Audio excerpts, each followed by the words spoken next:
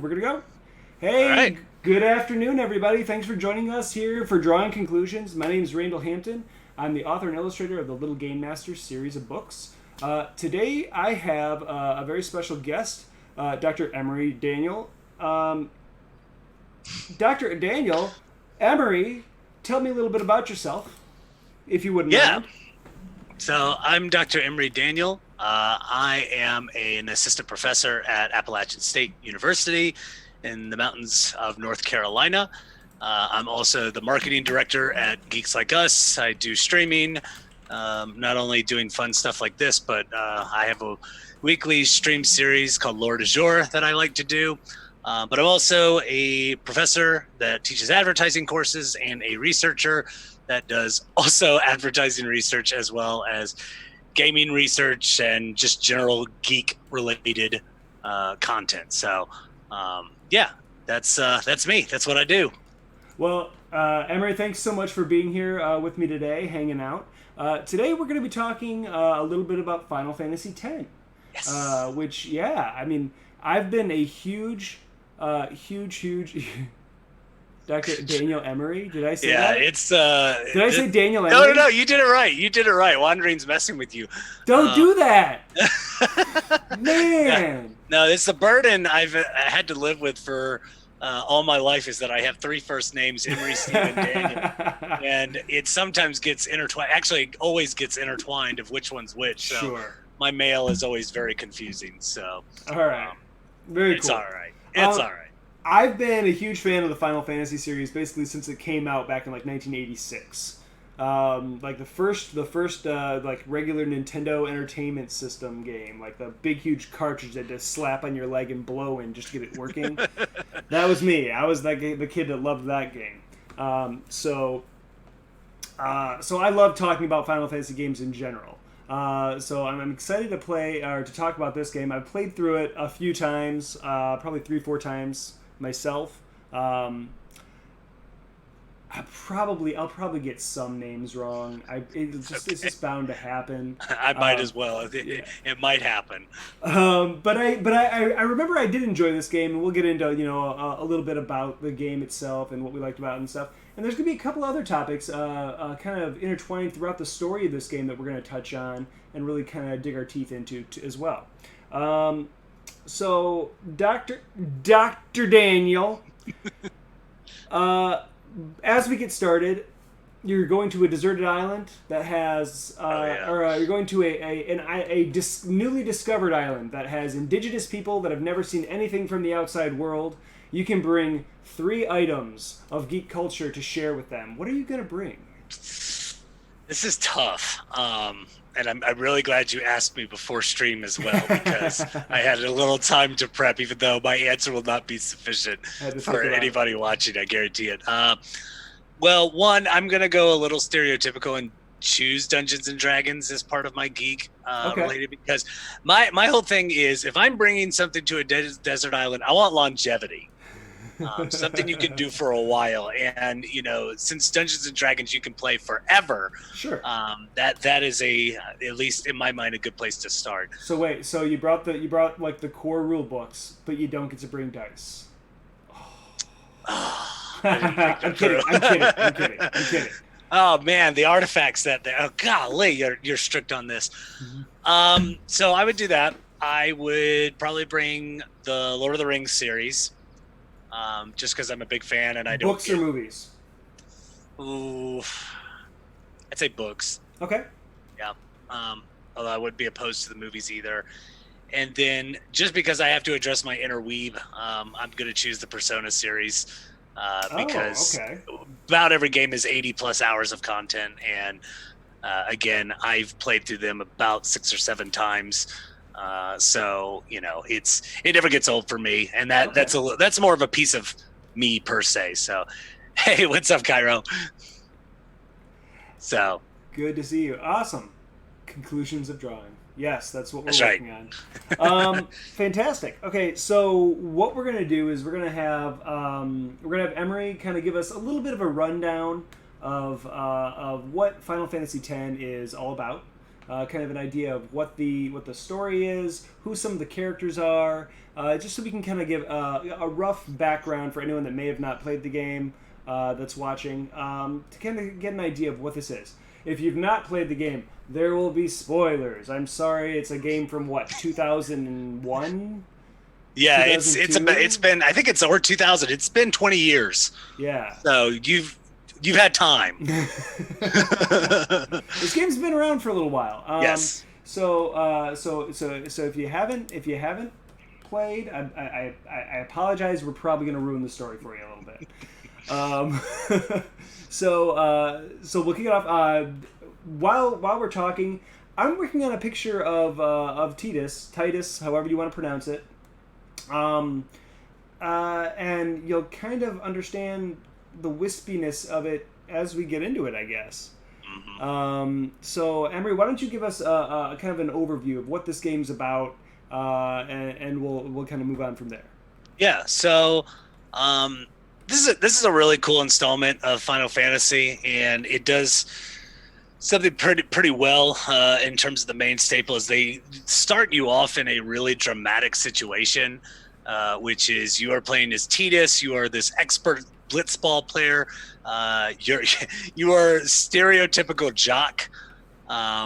Titus, who I love him as a character, but at the same time, he's not the smartest person, and because he says a lot of stupid stuff. But anyway, we see him at a blitzball game, and then all of a sudden, there's this giant tidal wave that is destroying Zanarkand.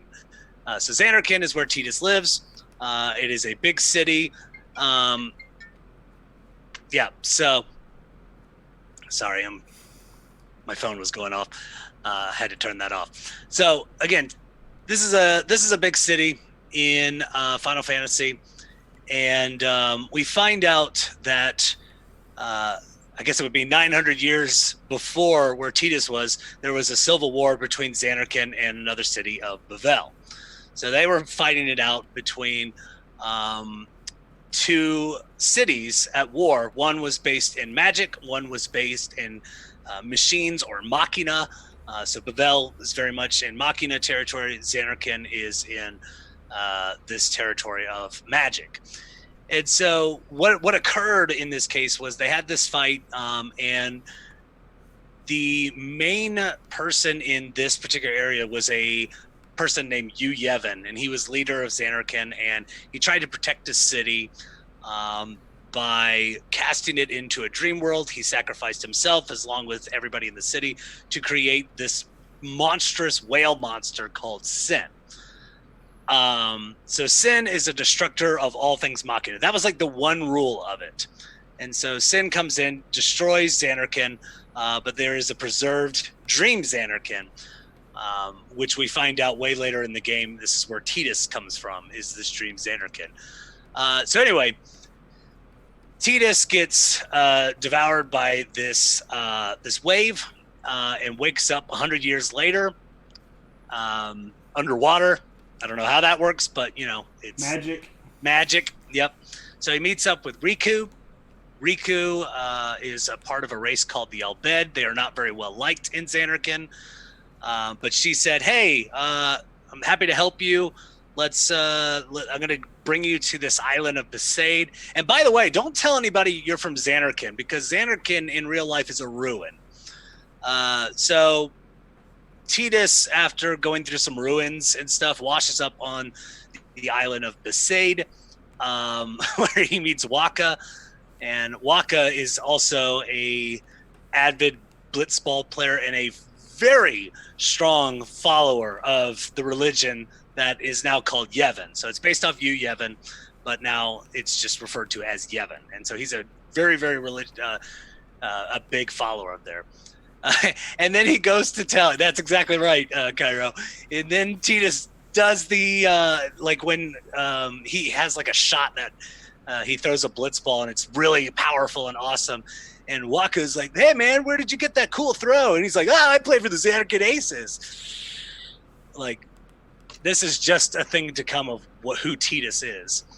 So it goes on this island. Everybody is heavily religious with Yevon. It's immediately present. Um, and you go into it. Oh, hello, space cowboy. Um, you go into a temple and you discover the trials that it's called a summoner. So you meet with a ragtag group, as you do in Final Fantasy games. As you do. As you do. You meet Waka, you meet Lulu, you meet Kimari, and you meet Yuna. Yuna is a summoner. She's supposed to send people after they are wiped out by sin so they don't become monsters. And she's also supposed to be a sacrifice so that sin will stop destroying the world in Spira. And so, long story short, this is the kind of thing where they believe that Yuna has to go on this journey and sacrifice herself, or one of the guardians, as everybody else is called in the party. And ultimately, throughout the game, that's the story: is Yuna's journey through Spira, sending people, as well as trying to stop sin by means of sacrificing herself or one of the summoners. So what eventually happens is they kind of keep seeing inconsistencies with Yevon, the religion. They see someone named Seymour who is using Machina to stop Machina, and that's strictly forbidden. They're branded heretics of the church after they do a couple of choice things that are considered sacrilege. And they also visit Yevon's daughter and Lady Unaleska, explain their story. And she said, oh, by the way, everything that you're doing, it stops sin for about 10 years. But you can never stop sin. Sin is immortal. It is protecting you, Yevon, and there's nothing you can do about it. So everything that you're doing is pretty much for naught. And so the whole premise within Final Fantasy, in my mind, is this overcoming something called cognitive dissonance, which is two inconsistent thoughts running through your brain. This is my belief system. I'm very strongly en route with this belief system, is that Yevon is good. Yevon stops sin. But ultimately, as we find out through the end of the game, is that stopping Yevon by means of sacrificing a summoner is ultimately the thing that keeps bringing it back. So there's actually a lot of irony that goes along with this game. So it's a long, complicated story. I really enjoy it because they flesh out the characters so well. And you meet new characters because Riku joins your party, Aron joins your party, and they become big helpers, even though they're also part of the group that says, hey, by the way, you don't have to summon, or you probably should find another way than killing Yuna to make sin go away for 10 years. Yeah. It's interesting that there are people in your party for a good chunk of the game that know way, and this always happens in JRPGs too. There's the person in your party that knows way more than they are letting on, and they don't reveal anything until they absolutely have to for some reason. Like, I keep thinking to myself, if they were in Besaid and Auron just said, this is what actually happened when I went with your father, Yuna. Had that just happened, would things have gone just a little bit differently? Yeah.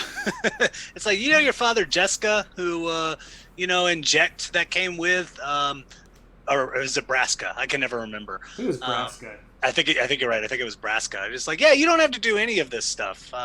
In fact, there's another way. And oh, by the way, the Albed, not that bad.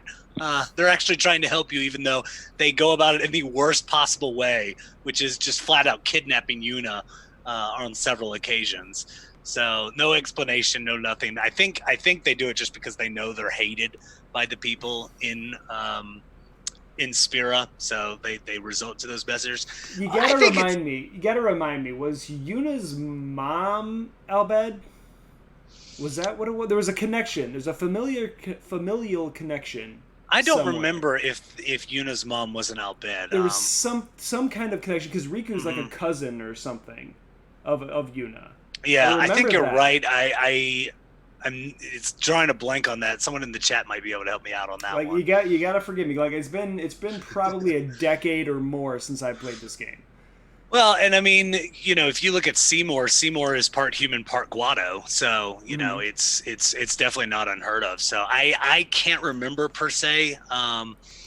It if it is, it doesn't come up that often, but that would be an interesting thing if again I'm just not remembering that correctly. Like Um, because I just remember a certain scene where they say something about her being somehow related to the Elbad, and then someone saying "Don't tell Waka." yeah, it's best not to tell I Waka. remember that. It's best not to tell Waka about anything with the Albed. In fact, Waka is one of the people. I mean, I'm going to put this bluntly. Waka is a racist. I mean, there's no ifs, ands, or buts about it. Oh man, I He's gotta change my hair in the cue card. Hold on a second. no. You could say that you're his brother. Well, Um, here's the thing with Waka. I mean, the Waka is a great story because he is brought up in his faith, and he's brought up with a very specific way of thinking, and it's absolutely about the environment in which he was raised. So yes, Eunice's thank mother you. was Albed. Okay, Thank you, okay. Cairo. Um, Cairo would know. he was raised to believe and to think a certain way, and he never really saw anything outside of that, Yeah. like ever. Um, and then as he's traveling on Yuna's journey, his eyes are completely opened. It's so what I like about this game is it seems like each person kind of has their coming to reckoning with it. Kimari has a bit of a coming to reckoning when the Ronzo are basically wiped out by Seymour.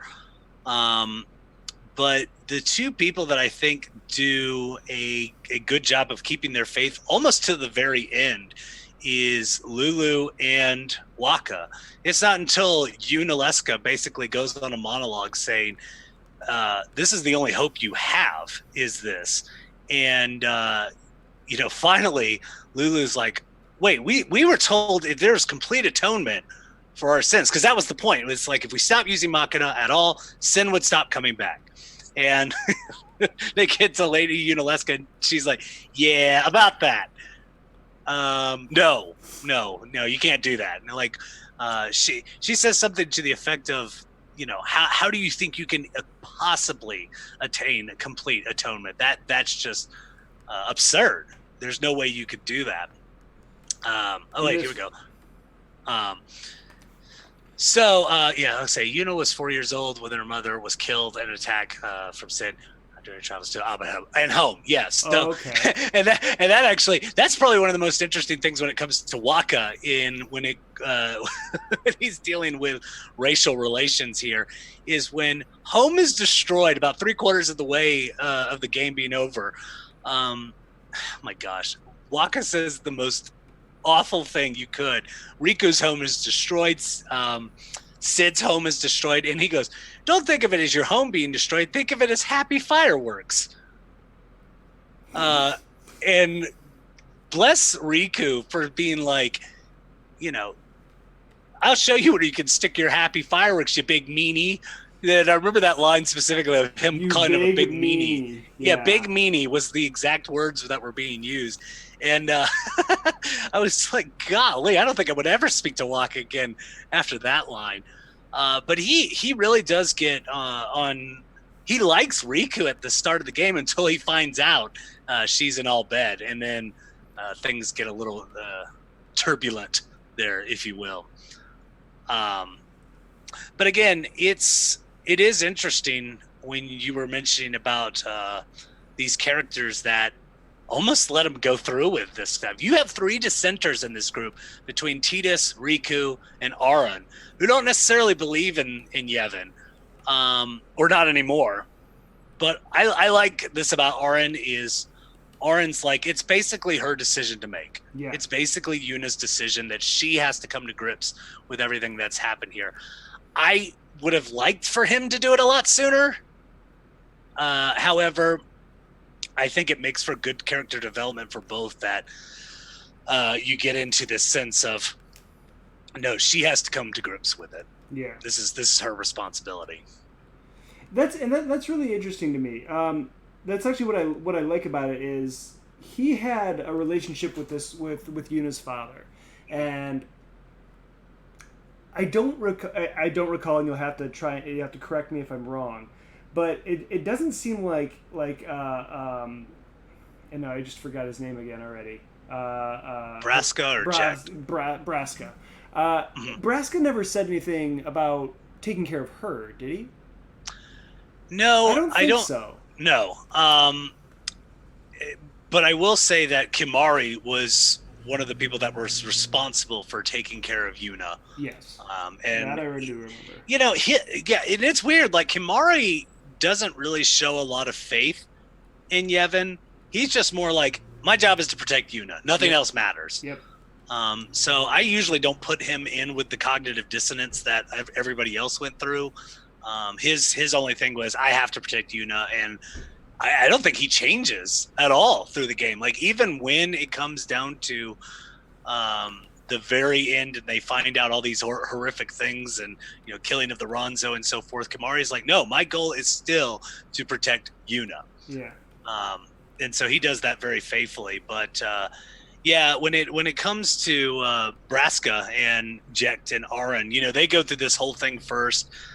Braska and Jekt die.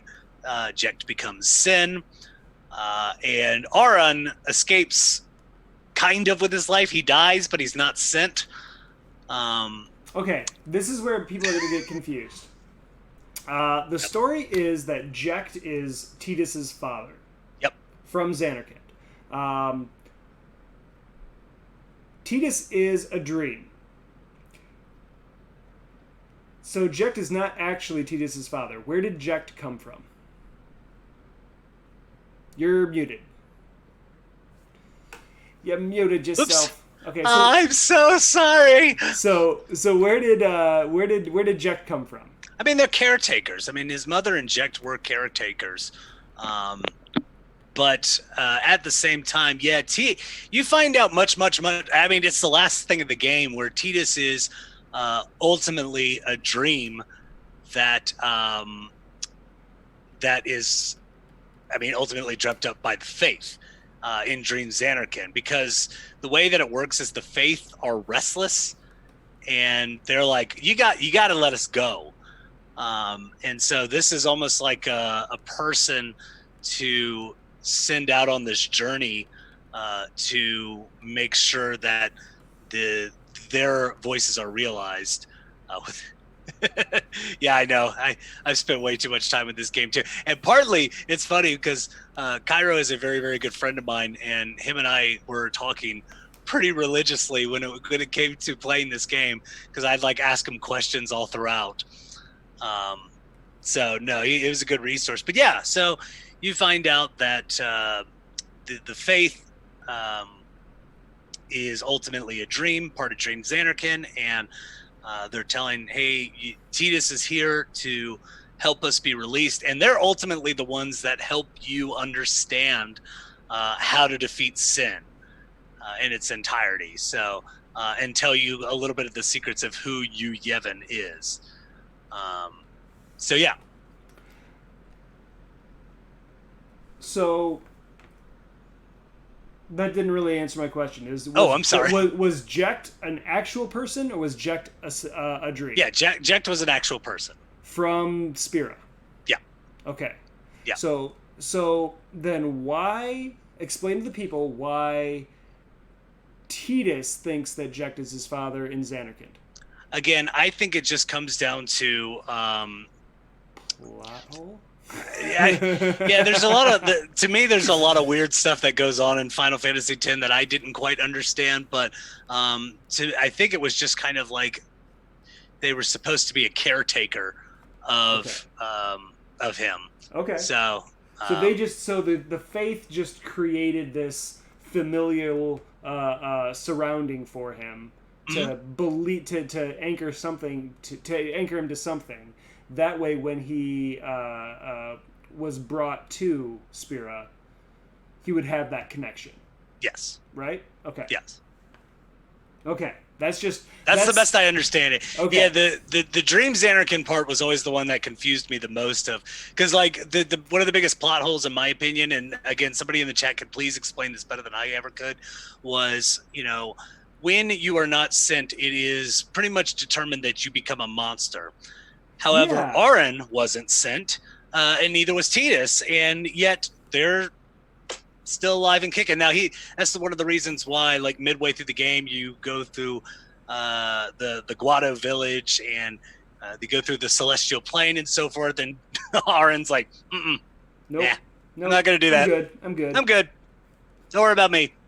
I'm just gonna hang here. And you're like, that's kind of a strange thing that he wouldn't do that. And then you find out, he was unsent. But yeah, he doesn't become a monster. Now, let's theorize. Let's get tinfoil.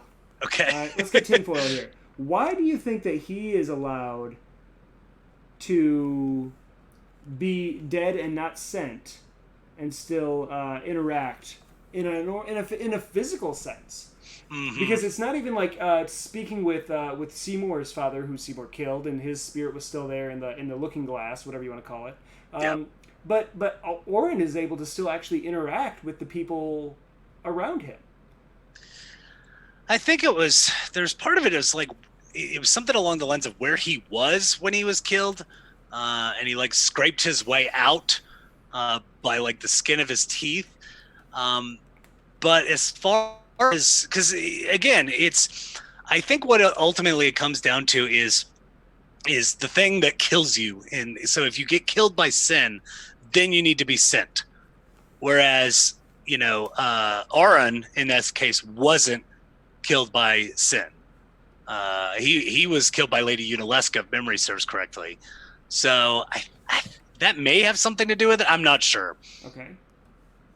I mean, I'll defer to you on that because again, my memory is shot. It's been 2 years since I've played the game, and I watched Ryan play it the other day, and it brought back a lot of good memories playing it. Yeah. That's looking so cool. Oh, thanks. I mean, it's you drawing. Of course it's going to look cool. Sometimes it's fine. No big deal. All right. I want to have just water dripping off of him too. We're gonna do some effects and have some fun. Yeah, especially with that sword. With the Brotherhood sword. Sweet water sword. Yeah, the Brotherhood sword. So let's talk a little bit about the book, The Psychology of Final Fantasy. Now, this book in general covers. Does it cover the entire series, or does it?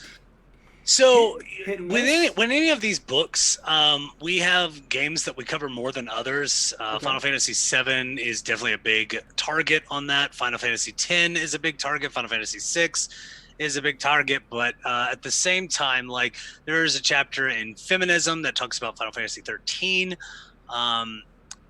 So it does go across the board. I don't know if it covers all of them.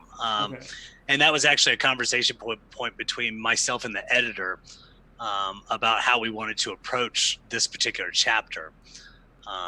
So because I chose Final Fantasy X because I thought what was being asked of me fit best with that game in particular. Okay. So let's talk about your chapter then. So we've been talking about the cognitive dissonance. Mm-hmm. So what else? Where do you feel? Man, my internet is poopy today. Great. Oh, did it? And no, we're still going strong. I'm just dropping frames left and right.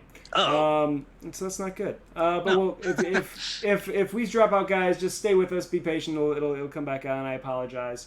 It's just Spectrum being Spectrum. So come at me a little bit more. Let's talk about. Are there any other characters that we really didn't talk about? We didn't really talk about Lulu much. We didn't talk about Lulu much. Not much. She's one of Yuna's guardians, and it seems like she's been around like from the beginning, kind of. Mm-hmm. So yeah, you meet her in Besaid. Well, I mean, from like Yuna's beginning. I mean, like she's a guardian before, like Kamari and Lulu are there as soon as she decides to be a summoner. Yeah, they're essentially caretakers. Yeah. So let's talk a little bit more about Lulu. Yeah, so Lulu is probably one of my favorite characters in the game.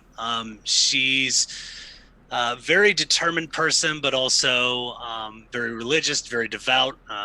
She seems to understand Yevon a lot better than Waka does, because I think she's a lot smarter than Waka is. Um, she is able to quote passages from Yevon very, very easily. Um, and she's also very blunt. Like, she's a very much if there's anybody that defends Yevon well, is it's Lulu. Yeah.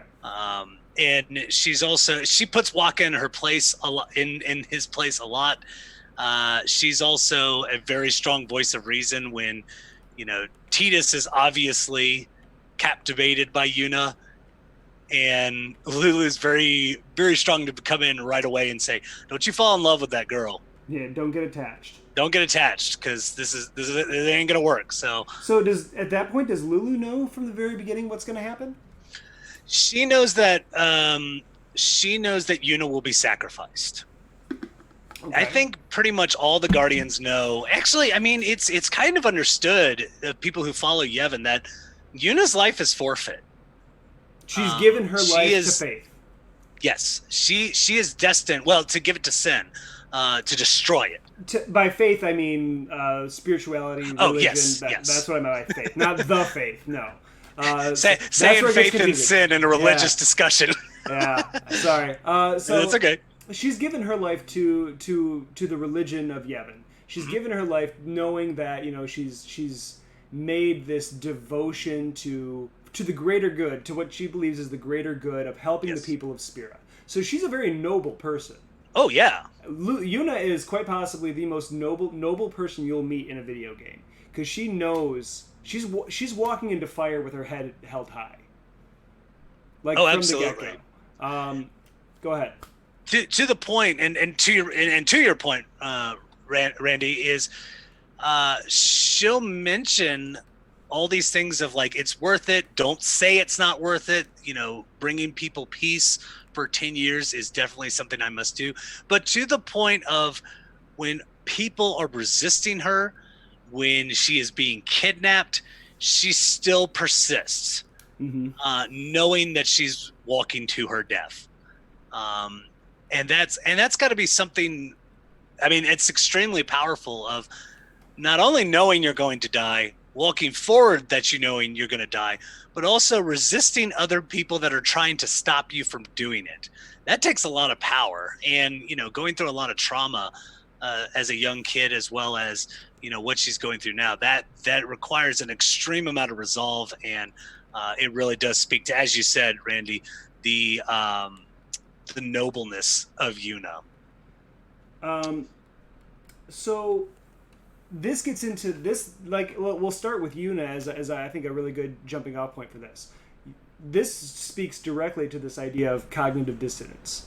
She has this idea of being a help, and being an example, and like a beacon of hope for the people of Spira. But at the same time, she knows it's going to be detrimental to her. This is what you're speaking of, right? Yep. When you talk about cognitive dissonance? Yeah. Okay. So, is she wrong in what she thinks? Is martyrdom not the way to go about trying to help people? Well, it's got deep. In their mind, the way that it's always been preached to them, she is in the right. Okay. I would definitely believe that, because the big thing of this is they don't know any better. They think, again, if I sacrifice myself, then it's very much the trolley scenario of or what was it? Do you kill one person, or do you kill 100 people? The ethical dilemma. And she kind of says, no, it's better for me to die, except for all the people in Spirit. That makes much more sense to me. So I think what she's doing is very noble, and I also think they don't know any better. They don't know that there is no such thing as complete atonement. That much is not discovered until like the very last acts of the game, where Lady Unalesca tells them straight up, no, there is no complete atonement. So, you know, this is the only way we understand hope. And so that to me is probably the biggest part of it, especially for Yuna, is it's the only alternative that they know, and it's the only alternative that she knows. So I think what she's doing is extremely noble. However, when you find out that alternative, that's when things had to change. And again, if there was no other reality other than, yeah, you have to sacrifice yourself, and there's complete no other options, it is something that you have to consider. But again, hindsight is 2020, and we know some people with some foresight that they can don't say speak up. that are and that does speak up. Yeah. So what should the people playing this game, what should they take away from it, from your standpoint? This is I mean, it's got some very powerful messages. But is it skewed? Is it just coming from one side of the table? Is it I feel like they tried to hit the point of view of both sides of the table. I really feel like they did. I think they did as well. Is there something that they should be taking away from this, the player as an experience, or? Yeah. The first thing is understanding your parasocial relationships, which is what everybody has with Unalesca and Yevon. Give me a definition of that phrase real quick for people in chat. So if you've never heard of this term, parasocial relationships are one-way relationships. Okay. Ultimately, you've never met this person. You know about them by what you've seen or read. This theory stemmed from broadcasters in the 1950s, and people like, I really feel attached to this person, even though you've never met this person. Sure. You don't know who they are in reality. And so in this case, it's very much the same. We hear scriptures of Yevon and Lady Unalesca, but they've never met these people. So all that, I know, wondering, I love them too. All of this comes into how you're supposed to feel with this. And it is a strong feeling, and a very important one, that they feel attached to the doctrine and as well as the personalities of Yevon. And they thought it was noble, what he did, which is, again, sacrificing himself and others to protect Zanarkand. So understanding a little bit of how to handle parasocial relationships. But I think the biggest thing is being able to challenge ideas. Okay. Beliefs are probably one of the hardest things to overcome. For you to say, this is something that is very foundational to me. It's something that I link very strongly with like my social identity. It usually means I spend a lot of time, energy, faith with, and being able to challenge it is an important thing. This actually goes into some seminary literature that I've read over the years that talked about it's important to believe what you believe, and to be able to look at principles and be able to challenge them, to not go blindly into faith, understand rationale that goes along with it. And so the good thing about overcoming cognitive dissonance in this case is very much this overwhelming component of evidence that comes out that things are not as well as they seem, especially with the Church of Yevon, because they are very much people that don't practice what they preach. They use machina. They do a lot of bad things. Right. And that has a lot of parallels with what a lot of people would say happens in the church today with us, in our world. A lot of people would say that there's a lot of hypocritical actions happening. There's a lot of actions happening by certain denominations and certain groups that are just antithetical to what they should be standing for. And I think that's really interesting. That absolutely opens people's eyes. If you're going to be a person of faith, know your faith. You know, do the research. Talk to the people that go to a seminary, people that spend, 12 years going to school to become, a pastor, a priest, a rabbi, what have you. Do the research and know where your faith stems from. So I think that's a very great point. Don't. I mean, faith at some point is something that touches all of our lives, and I think it's an important thing. And this is something that I've thought about and talked with a lot of people. Faith is important, and it touches absolutely everyone. May not always touch people in the same way. For me, I mean, I'm a Christian man. I have my faith. At the same time, science is here for a reason. We have the tools to understand more about our universe and how things work. So they do go hand in hand, which I think is great. Yeah, and again, I think, as you stated, this game approaches it very, very well. Yeah.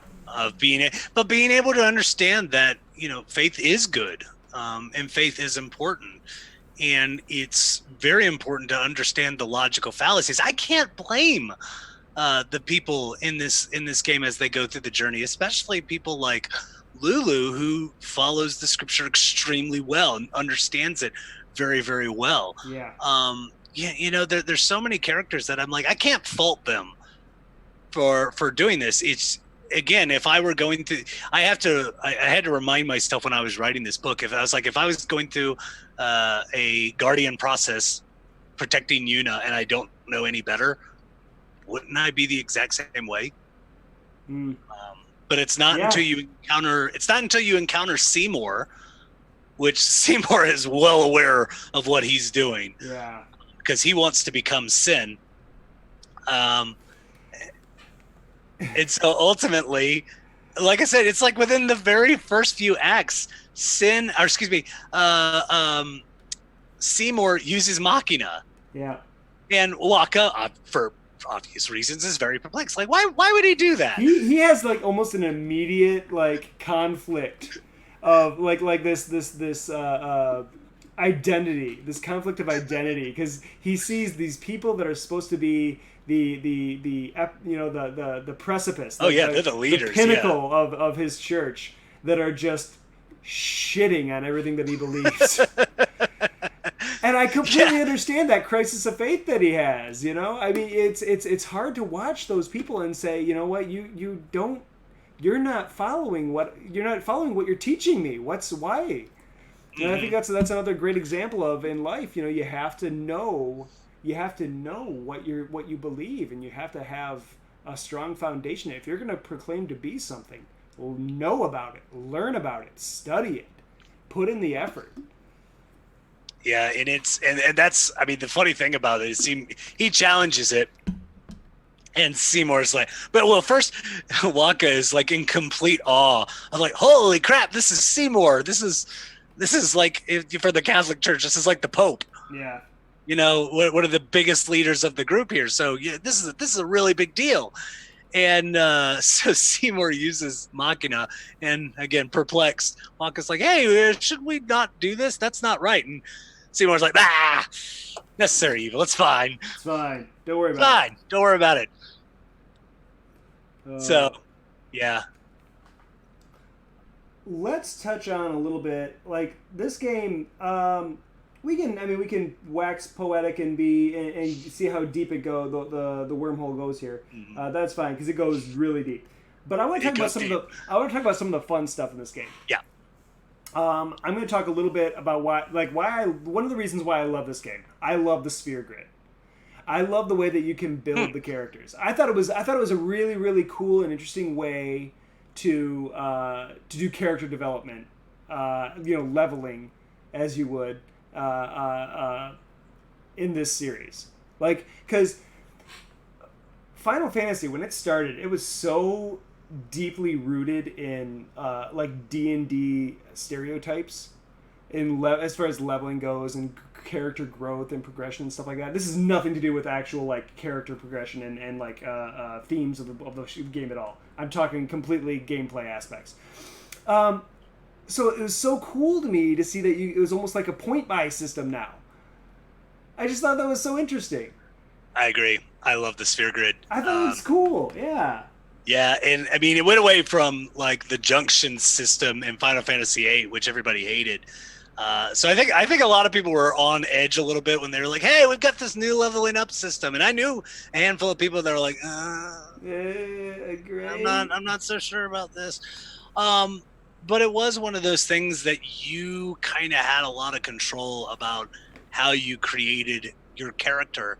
And if you were willing, like me, to spend a lot of the time in the Calmlands farming Marlboros to try to level up as quickly as possible, one of the things I found myself doing was I'm like, oh, I'm at an end to this sphere. I got to jump to another one and, have abilities where Tidus wouldn't normally have, or all of a sudden Tidus is learning black magic. Yeah, exactly. Which kind of brings back some of the old school aspects of the Final Fantasy series, where they got like that job class, the job system a little bit. So it's like it's touching on its roots, but still developing and bringing in a whole new thing. I always jokingly said it was a lot like it was a more complex version of the TM systems in Pokemon. Oh gosh. So you're like, I guess my Dragonite knows Hydro Pump now. But again, that's kind of the thing I liked about it was, and an area that I thought was really good within the sphere grid itself was I could jump about 1 billion places over. It's like a warp sphere, I think it was called. There was like one thing I wanted to learn with, it was either Lulu or Riku that I wanted to learn something with, but it was on the other side of the sphere grid map, and I had to use one of those up so I could perform a couple of really high damage tricks. Yeah. So I could defeat Jecht, because Jecht was a hard boss battle. I think I died to him about 6 or 7 times before I ever got to beat him. All right, I'm going to do one more thing here, and then we can actually start coloring. But Tidus is looking pretty fun. Tidus is looking really good. Yeah, this is, I think, one of the first times I've watched Drawing Conclusions that you've gotten to the coloring aspect. That just means you haven't been watching enough. No, a few of the shows have been a little. We had grand ideas, and we just couldn't fulfill them on stream. Well, case in point, our Zelda one where we tried to do the Triforce with Ganondorf, Zelda, and Link. That'll happen eventually. Still, it's fine. It's fine. It's in here. I gotta do some Kickstarter fulfillment still. Yeah, no, that's fine. No, it was really cool though. Now, what did you think of the combat system, Randy? I loved being able to switch people in. Yes. No, that's great. That made grinding so much easier. Like that I love that part of the game, because, and I really wish they would have done something like that for some of the other games. Like if you could have done that with Final Fantasy. Well, no, Final Fantasy 12. They all grew as you played anyway. Kind of. They did license points. They did. There's a different game. I'm trying to think of what it was. Maybe it wasn't a Final Fantasy game, but I wanted that aspect of it brought into it, because I just thought it would have been such a great. It's so tough because a common trope within JRPGs is having this party of yours. Go ahead. No, it's the Final Fantasy VII Remake. That's where I want to see it. I want to see something like that in Remake. That's what I want to see. And I know we're getting off Final Fantasy X. I thought they did a pretty good job of going along with the story and saying, these are the people in your party. You don't get to pick them, but through the flow of the story, this is who you have. Yeah. And I, the times I was playing it, I was like, this is fine. Yeah. I'm okay with this. Yeah. Like you're in the Wall District with Aerith, fighting the house monster in the ring. By the way that they found a way to include house monster, the death house or whatever it is, or that was amazing.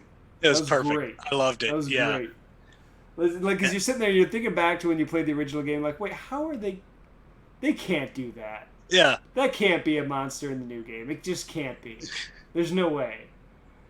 No, surprise! It was good. That was good. I honestly was not expecting it when I was getting to that final boss. That was the challenge, and I'm like, oh, no way. It was great. It was great. I think I got eaten by that house about 100 times in that fight.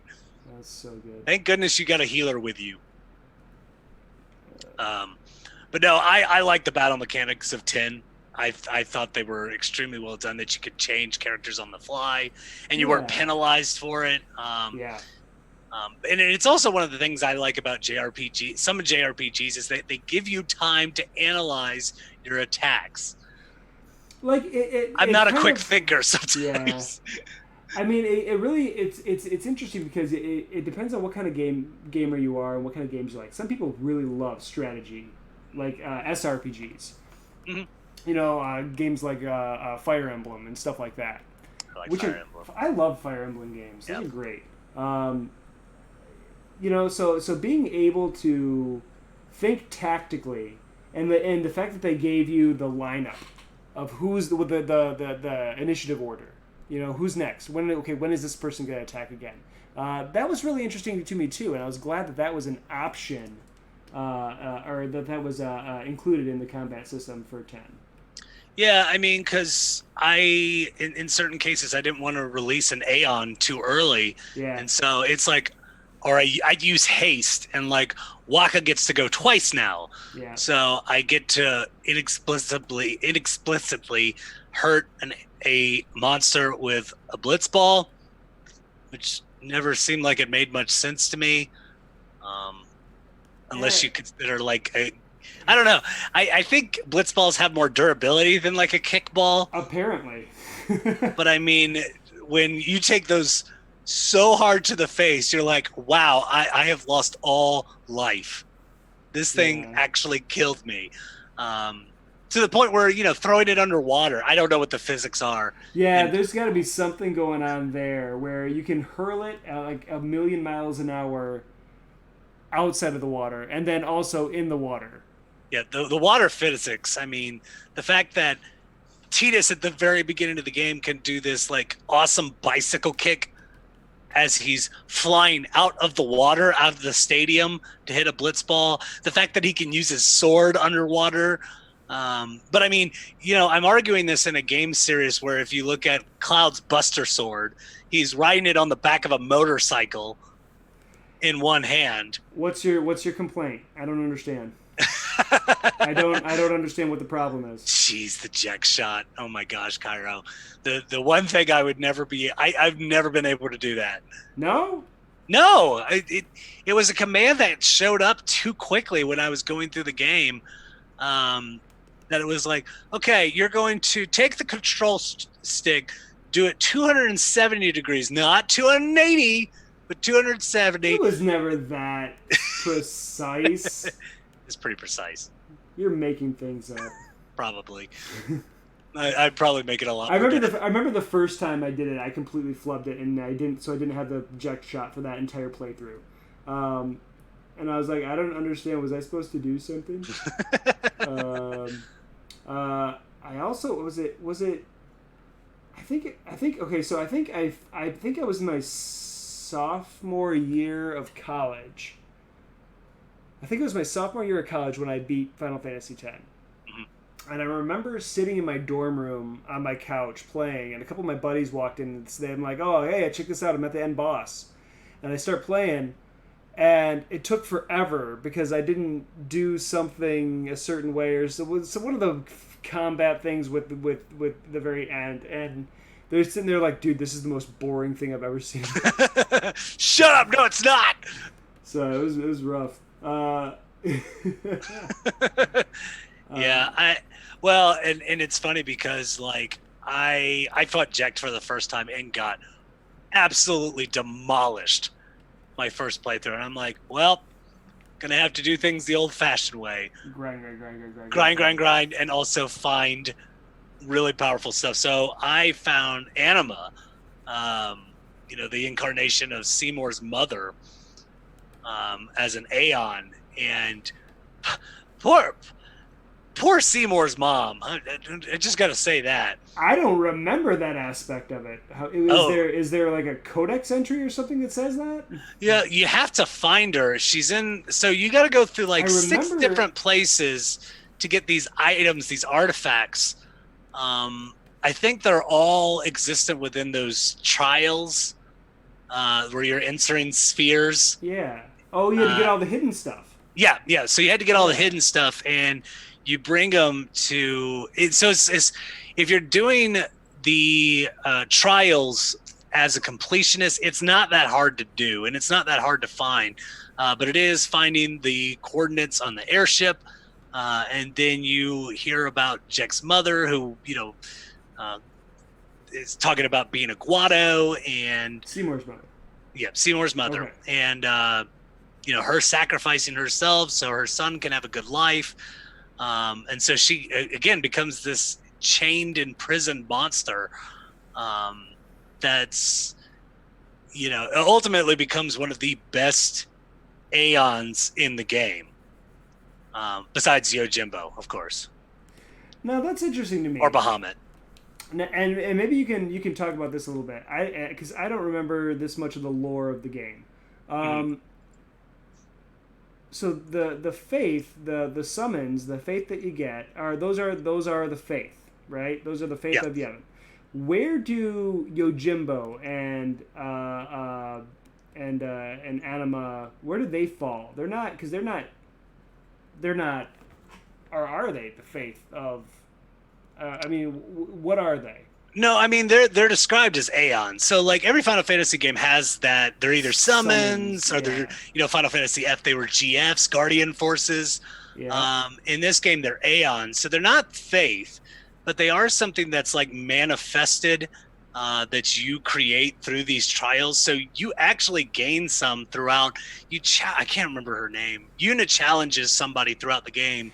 Yeah. And you gain Aeons that way. She gains her first one, which I'm already blanking. It was like one of the ones of that series that honestly I don't think ever showed up again. But you'll have some of the staples like Ifrit. Ifrit is there. I think Shiva and Bahamut is there. But then there's like Ixion, who I didn't really see in many of them. Replaced Rama. Yeah, exactly. So, but yeah, you find them throughout Spira in this Valifor. That's the one I was thinking of.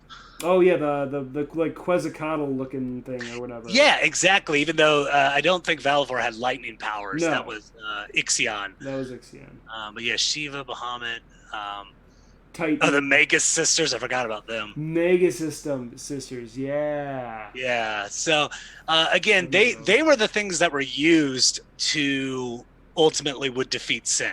That's kind of what they were used for. And so again, they all have their iterations of it. I didn't like them as much in Final Fantasy X as I did like in Final Fantasy VIII, where there were like 20 of them. Like there was a bunch of them, and I maybe it's like my fascination with Pokemon. I wanted to collect them. Sure. And it's some of the games is just not as accessible as others. I'm trying to remember what game it was that started the idea of the hidden summons.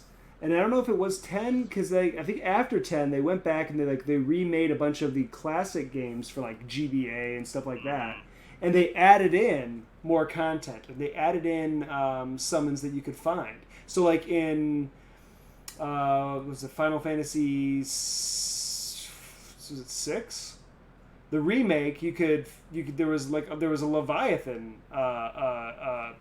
Magicite Seven shard had that you Knights could. of the Round. 7 had Knights of the Round, yeah. Yeah. But there were That was also different. some hidden ones in 8, like you wouldn't be able to find unless you were going, like Diablo, I think, wasn't story based. No, you had to go do find them. the lamp, yeah.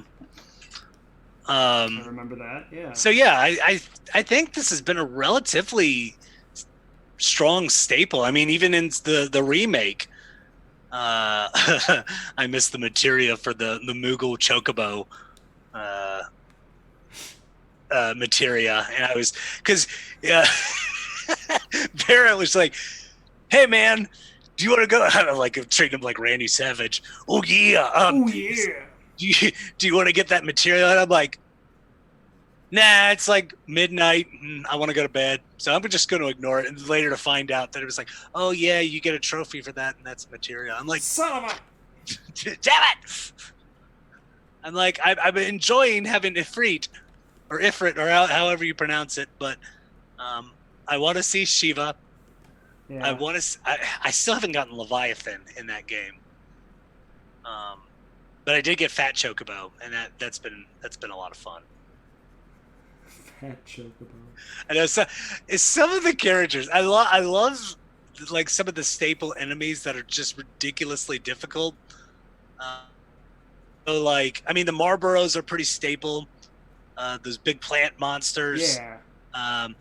But the other one that always gets me is the Tonberry? Oh, yeah, I love the Tonberries, and I think it's like at Mount Gazaget or however you pronounce it, or it's like right before, and I think it is right before you get to Xanarkand at the end of the game in Final Fantasy X.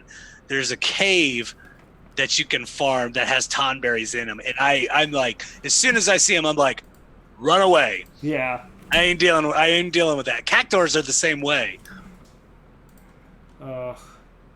Cactuars. Oh man, I enjoyed Cactuars in a lot of the games because they were. I think it was. I don't know if it was always they were always big money or they were always big experience. One or the other.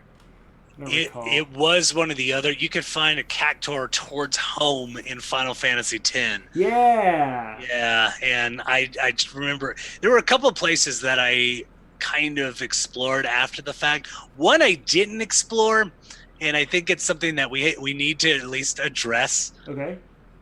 In this stream is the challenge in the lightning plains. I never did it. I never did it either. Never did it. I'm not gonna lie. Ryan Kelly's done it apparently. Lies. Lies. Pictures or it didn't happen. Yeah, we got to see the screenshot of the trophy from PlayStation. We're gonna see if that happens live on stream with him. That's what we're gonna do. Oh my god. We're gonna see if he can make it happen there because lies. No, I don't believe it.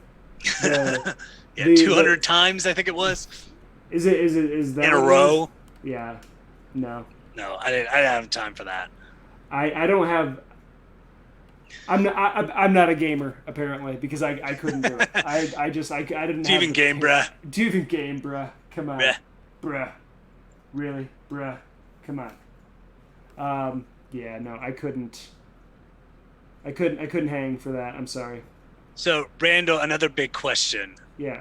Who is your favorite Final Fantasy X character?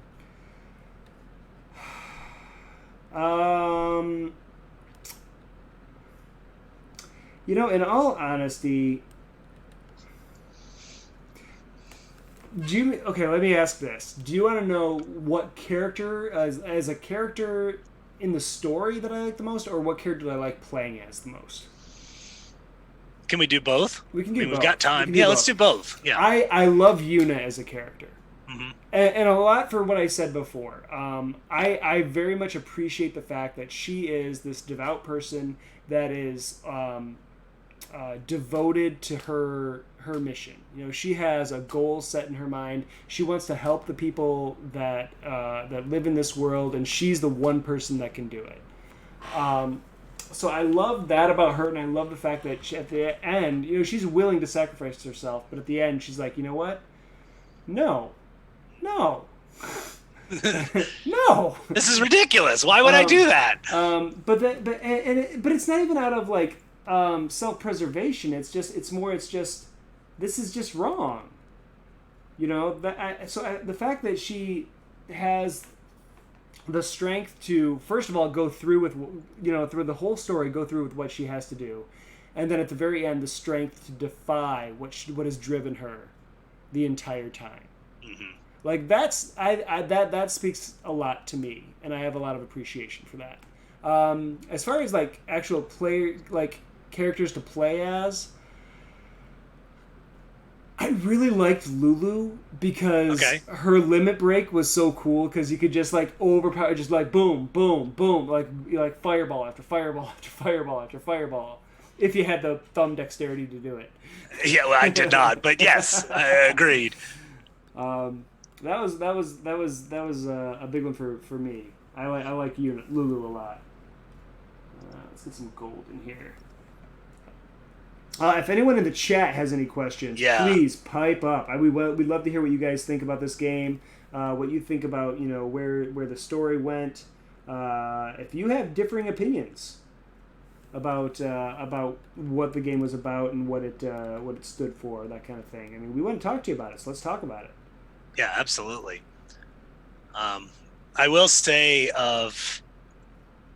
because I just think this is fun. I'd like to do this as well. I always say that still Auron is my favorite character of any Final Fantasy game, really? Which is why I begged you, Randy. Begged me to be Auron in drawing conclusions. I say, please don't put me with Waka hair. Someone had to have Waka hair. Someone had to. I like his resolve. I like his calm demeanor. I think he's one of my favorite characters to play because he hits like a truck. Yeah. But again, I like that he helps everybody comes to grips. He's probably the most logical on the dissenting side, as much as I love Riku. Riku is like an extremely close second, in my opinion. I like Riku a lot as well. But she is naive on the Albed side of when. That is something we'll need to address. Is the fake laugh?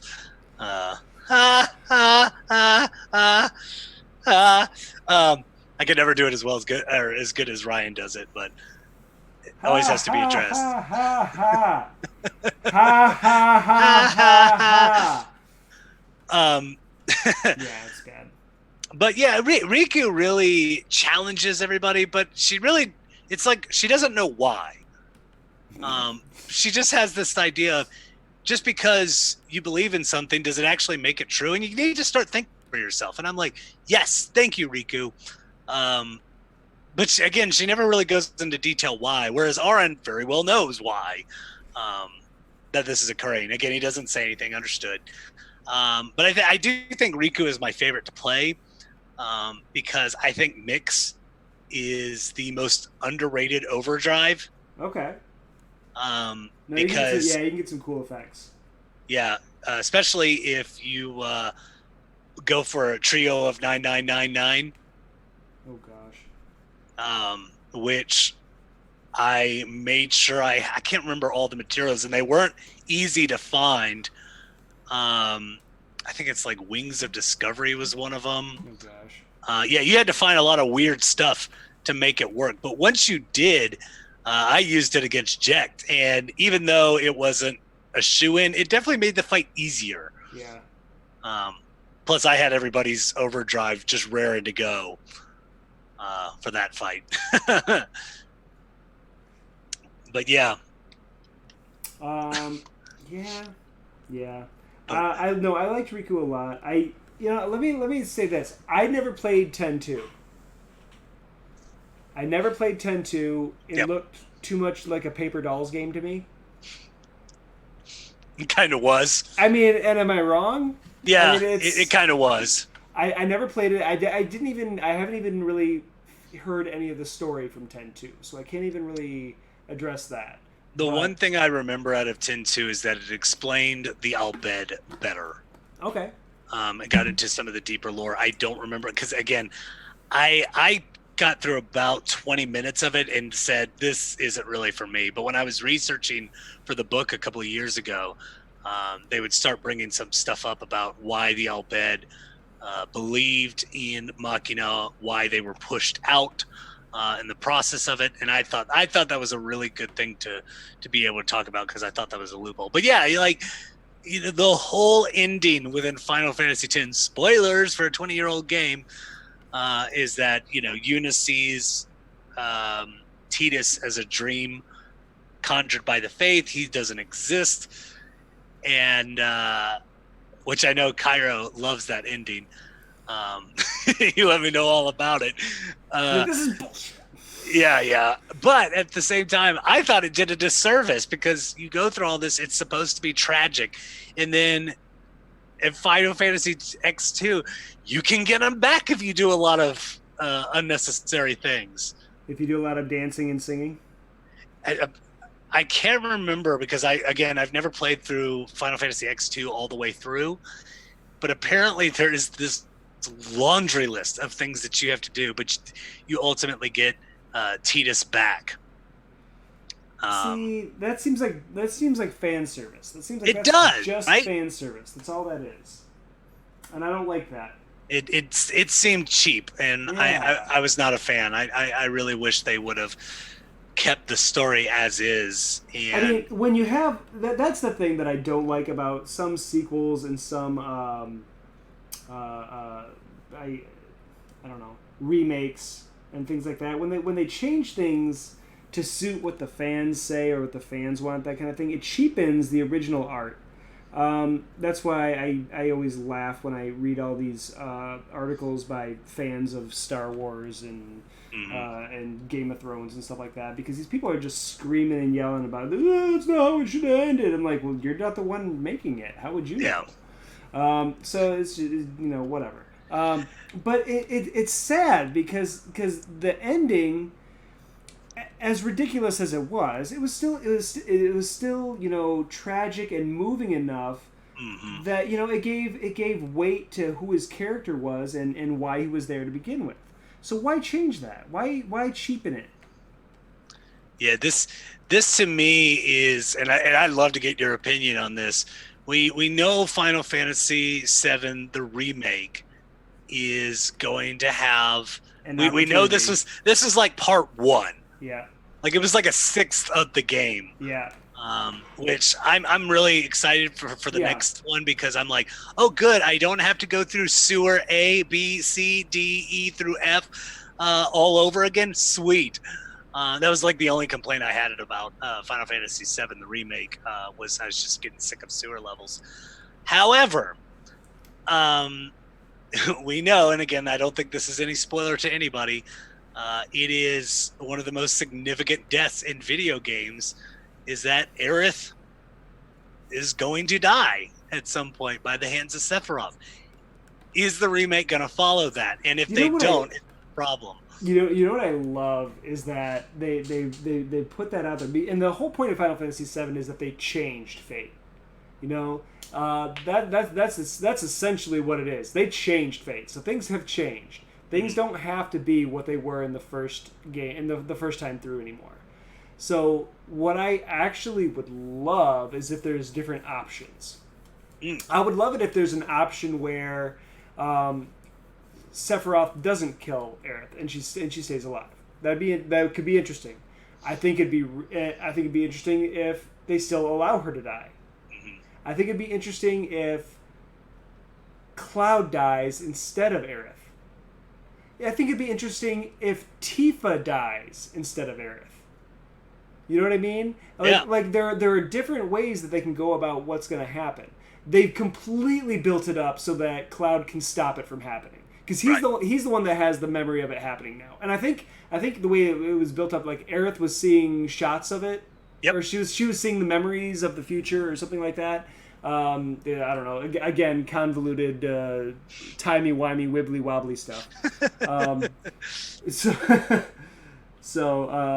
But yeah, I think they could do a lot of very cool things with it. That I'm would be excited. cool. Yeah. Yeah. Um, I mean, I'm one that obviously the death of Aerith is extremely sad because of just how likable and spunky she is as a character. Hmm. Puts Cloud in his place all the time. Doesn't put up with any of his crap. But I do think, especially I would be intrigued what the last half of a game without Cloud would look like, because a lot of it is him overcoming his amnesia, him overcoming his trauma, him realizing he wasn't the soldier that he thought he was. Um, you know, That's another game that I would love to talk about on here too. Doing FF7 would be a fun one again. I think I'm gonna have to revisit FF6 with Rachel, with Dr. Rachel Cohort. And I don't think she'd let me have anyone else on to talk about Final Fantasy 6. no, she probably wouldn't. wouldn't. Um, Like maybe I'll sneak in on there just to make her mad. I'll do a panel. I'll do a panel. Yeah, Oh, yeah. I think that reminds me. I think I missed the deadline for panels. It's the 24th. I don't know if I might be due by midnight. Okay, I might have to try and do that because there's a couple of people that I want to try and talk to and see if they'd be interested. I don't know. We'll see. No, I mean, she definitely dies on that hill with Final Fantasy VI. So, but that does lead to the question, Randall, what is your favorite Final Fantasy game? It's 6. It's 6. Okay. It's 6. And the reason is because there are other Final Fantasy games that I love just as much as 6. But 6 will always have that spot at the top for me because I think it was one of the best written games. I think it has the best characters of all the games. Yeah. The music far and away is better than any other Final Fantasy game. And I love me some Final Fantasy music. What's amazing to me is Nobuo Uematsu has become such a staple in Japanese culture that pieces of music like Theme of Love from Final Fantasy IV. Oh yeah. That's a part of the curriculum in Japanese music schools. Like they have to learn this music. Like it becomes a part of their of what they learn, and I'm like it's a beautiful piece of music. But anyway, I digress. Final Fantasy VI is just it's if any game, I'm torn so bad because I would love to see a remake or a remaster. Oh, wouldn't that be cool? In today's technology, but at the same time, there's so much nostalgia for that, and so much that might just feel, I don't know, like I would almost feel like I was cheating on it. I don't know. That might be silly, but No, I don't think it's silly at all. I think it has one of the best villains in Kefka. Celis and Locke's love story is probably one of the best written love stories in any video game, in my opinion. Which is funny. Which is actually kind of funny though, because it's all the things that aren't said at all. Like Celeste has a vague understanding of the Rachel situation. You know what I mean? Yeah. She knows that he didn't help someone at some point. She doesn't really know anything else other than that. But and then after that, it's just a misunderstanding after misunderstanding that causes conflict between the two of them. But until finally they're just like, screw it. Here's my bandana that was on a pigeon. And yet, what a great gesture it was, and oh gosh, I got so emotional during some of those scenes. But I think some of those, and it happens a handful of times that I've seen in, I guess I would say, Japanese storytelling, where they don't beat you over the head with some of the relationships. They really leave it to you for the interpretation. Sure. And then have some resolution for it, which I think they do so well. But I do. You mentioned music, and I have to touch base on this a little bit. As much I love Nobuo, all of his music is incredible. But what is it, Shimamura, I think, who did 15. Mm-hmm. Credit where credit is due. 15's great. I was really worried because Nobuo wasn't doing that one, but wow, Can you I was super impressed by it. can you tell me? I don't know. Did he do the soundtrack for Kingsglaive as well? I don't know. I don't know. I love the music in Kingsglaive too, though. Mhm. It's great too. What I want to do real quick, because we've only got about 10 minutes left, I want to at least get some of the effects done on the sword, because that's really a lot of the fun stuff. So I'm going to do a couple of things real quick. We're not going to get it done today, but I can work on this a little bit and we can get it. This is looking great, though. Okay, we have a couple of things here. Where are my... There they are. Brushes! There we go. We're going to do a couple of things. Yeah. No, we got to go darker. I want to fan out a little bit and watch you work with the sword here. Okay. Oh, nope. Forgot to do something else. Okay, do that, and then I gotta... Cairo, that man's a genius. Yeah, we actually went to Distant Worlds in Durham. Oh, yeah. Which, wow, what a show that was. Getting here a full orchestra version of One Wing Angel from Final Fantasy VII. That's nuts, yeah. Yeah, you get goosebumps, for sure. Okay. We're going to do a couple of things here. And get some fun swirly stuff going on. We're going to go up and we're going to use a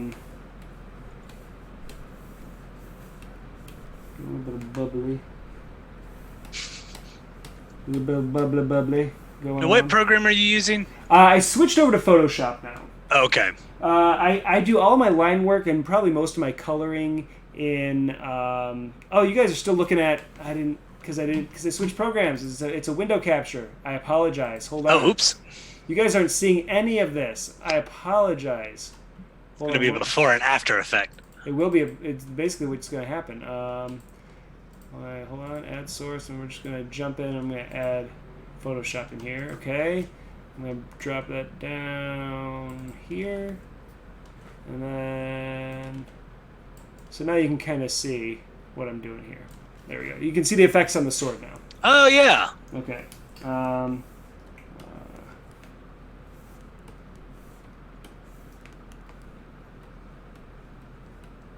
Yay, Streamlabs is fun. You know, it's my own fault. I should have remembered. I'm gonna come in. I want to do a couple of things here. At least I got a few minutes. All right.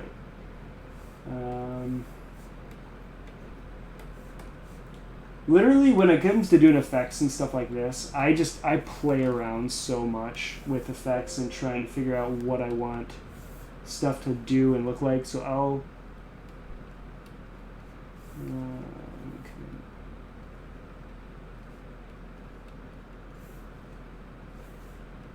always scared to play with effects.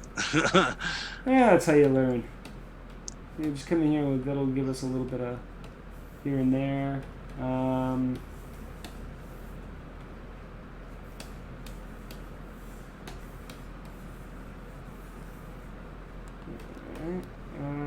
kind of want...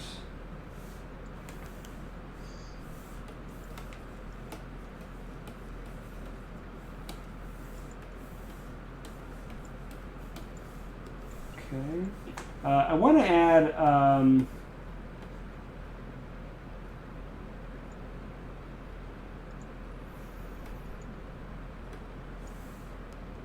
That's interesting. I want to add a little bit of a bevel to this edge here, just to give it a little bit of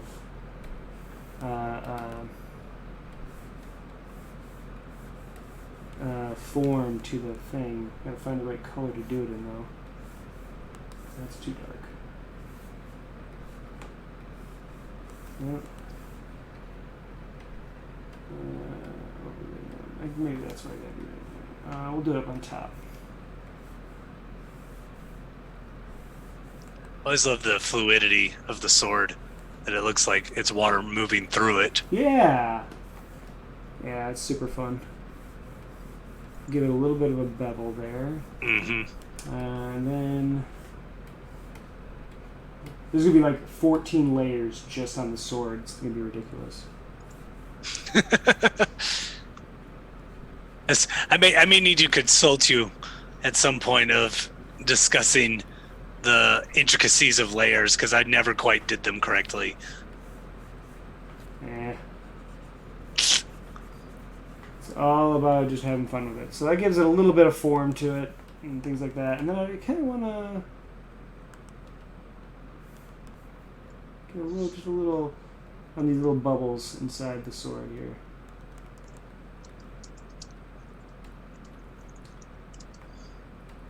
Alright. Oh, yeah, Chapu.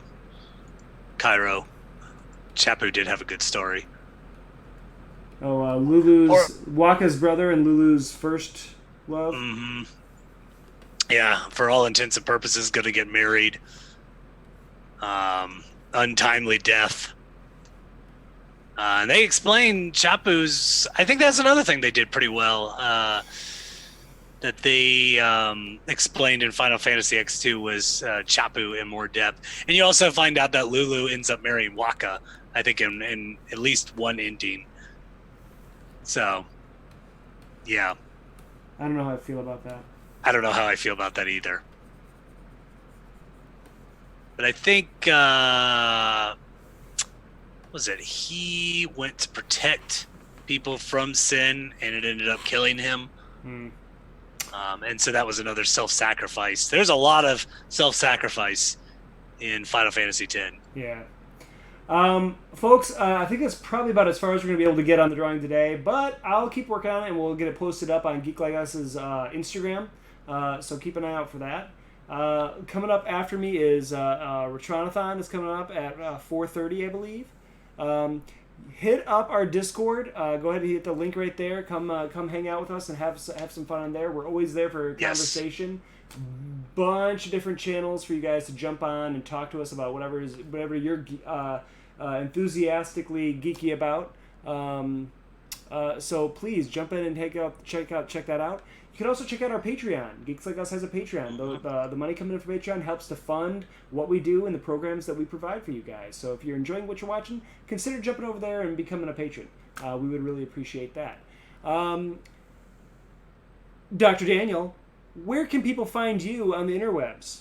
I will put it on the chat, but my screen name for Twitter is FusroDoc. That's FUSRODOC. I'm still amazed that nobody had that one before I took it. So shout out to Melissa to help me coming up with that one. But yeah, I talk a lot about nerdy stuff. I talk a lot about research. I talk a lot about my show in Lord Azure. That's what I've been doing a lot lately, which we'll be announcing fairly soon of the next game we're going to be playing for Season 2 starting in August 4th. So that will be coming up, so stay tuned for that. But yeah, that's the best place to find me. Otherwise, I'm pretty active in Discord as well. Okay. So yeah, come say hi. Fantastic. For all you watching, I'm Randall Hampton, at Randall_Hampton, basically everywhere. You can check me out there. 2 weeks, I'll be back here again. We'll be talking. We'll be doing some more drawing conclusions. That following Sunday, I'll be over on Wormwood Gaming's channel doing another art stream Sunday night at 7 o'clock. Sweet. And actually, coming up, I think it's August 12th, I do a little Wormwood Gaming community D&D game. And it's really? Random members of the Wormwood Gaming community, the people that follow on Twitch and on Twitter and on YouTube and all that, they come in, and we got random people from the community come in and play, and we have employees from Wormwood come and play with us too. So every game we have one employee from Wormwood, or someone from Worm Life or one of their shows, and then we have people from the community. Coming up, August 12th, my players will be Mr. Chris Gates, their convention master. He will be our player. I will have Dr. B will be one of my players. I will also have AKA Snuggy will be one of my players. and the Critical Bard will be one of my Oh, players. wow. So it's gonna be a lot of fun. That's an gonna be- all-star cast. Yeah. That's gonna be a lot of fun. That game's gonna be a lot of fun. So that'll be August 12th at 8 o'clock. It's a Wednesday night. So I hope you guys can come and hang out there. Thanks so much for joining us for Drawing Conclusions, guys. This has been a lot of fun. I think go check out the Discord, check out the Patreon, check out Geeks Like Us website, and keep up on what's going on here all week long. Thanks so much for being here. We really appreciate all your time. We appreciate your support. We appreciate you being unapologetically enthusiastic about your geekdom with us. Have a great weekend, everybody. Dr. Daniel, thanks so much for being with us. Thank you so much for having me. This has been a lot of fun. All right. Y'all take care. Have a great weekend, everybody.